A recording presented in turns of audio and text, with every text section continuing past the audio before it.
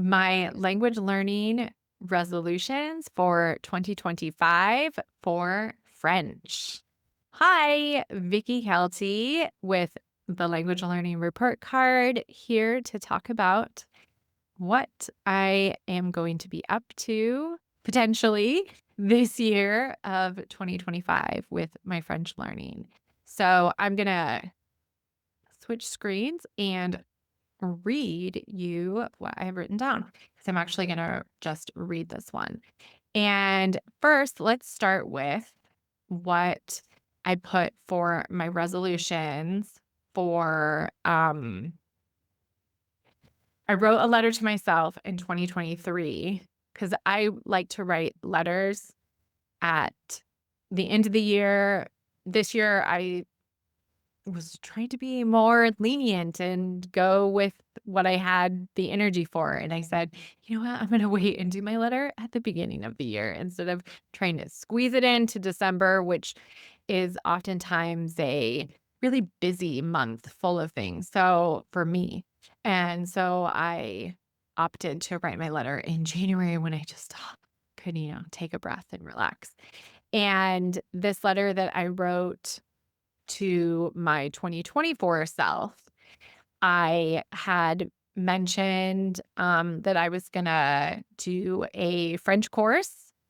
And I said, I'm going to participate in everything and I'm going to do a video every week for it, which isn't what happened. And if you've listened to the Spanish episode, you know that me doing this every single week idea is it is the best way for me to end up not doing things by demanding a weekly or daily um, showing up because it's just that doesn't work for me. It's too much pressure, and then I give up and I do zero. So I'm learning and growing from that. And one, I mentioned my first and second language resolutions in the Spanish video, but my last language resolution was, let's see, my last language resolution now seems like a lot with these others that I mentioned in the other episode and the French course and putting more into work and being a pet owner. So I'm editing it to be that I'm going to listen to a French podcast, watch a French movie or TV show, read a chapter in a French book once every 3 months. Okay. I would get a little worried with this resolution. Again, this isn't a high stakes resolution because I want it to be believable. And with everything else, the idea of doing it monthly was eventually going to get thrown to the wayside, which is so true. And before I comment on that, I'm just going to jump over to my French letter that I say French letter. I did this with the Spanish one too. It's not written in French. I wrote it to my language learning French self. How about we put it that way? So it's a letter to my French language learning, I guess. So I'm going to read that now. Again, this was a template that I shared in my newsletter. And if you want to get that newsletter yourself, you could get a Friday Fluency email in your inbox because thank goodness for Friday Fluency.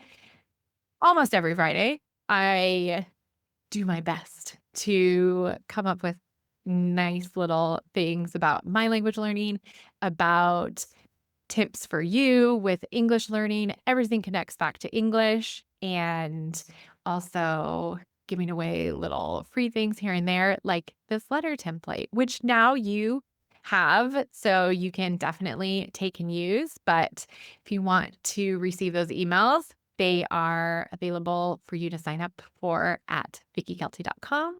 It's a free gift for you. And here's my letter. Cuckoo, Vicky.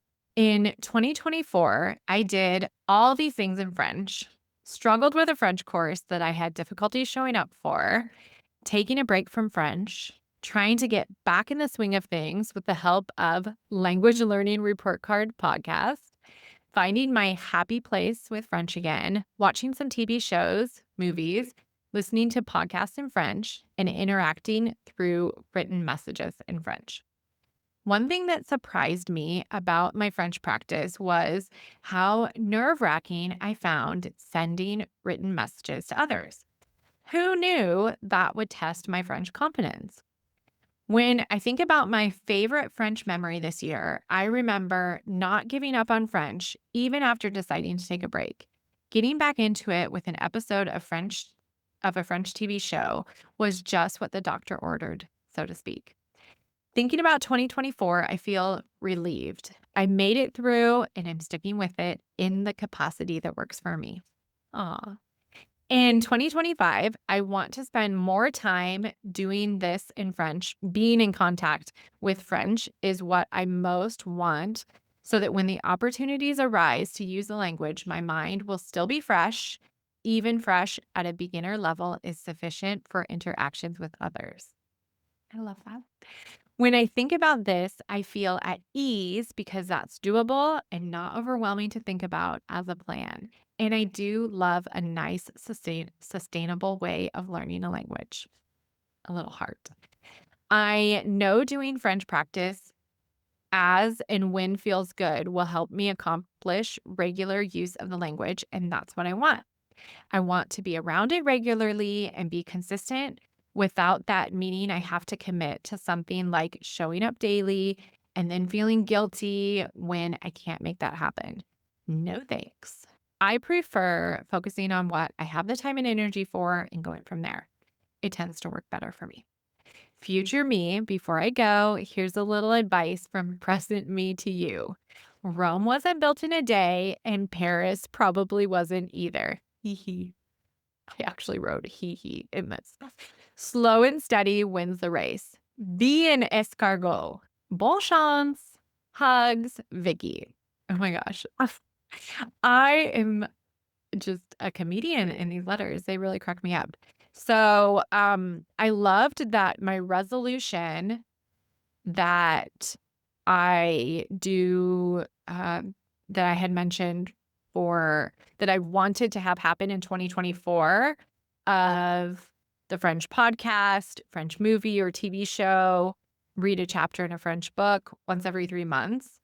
I actually did that when I looked over this letter because I I don't ever read them again. So like I said, this is really strange to be reading them now, but I don't ever read them again until the following year.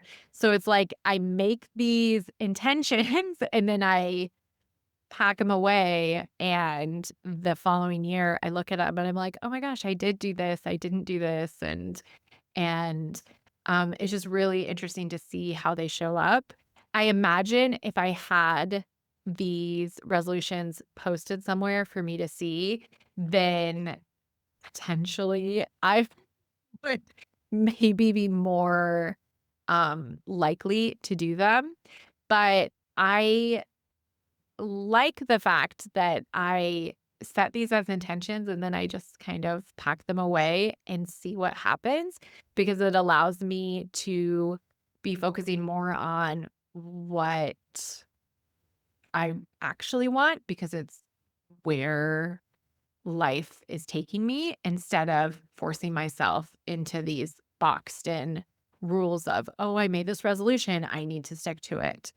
And yeah, so I don't know. We will see what happens. I'm just looking at my letter again. It was really sweet. I liked it. And I the same as with the Spanish one, I imagine there are some things that I mentioned in my French letter that you can probably relate to. Maybe you've taken a break before, and same as me, you didn't give up. You knew that you wanted to continue with your English studies. And so finding a way to be in contact with English is maybe something that you're trying to do in 2025 without overwhelming yourself and just allowing yourself to be at the level that you are and use the language and not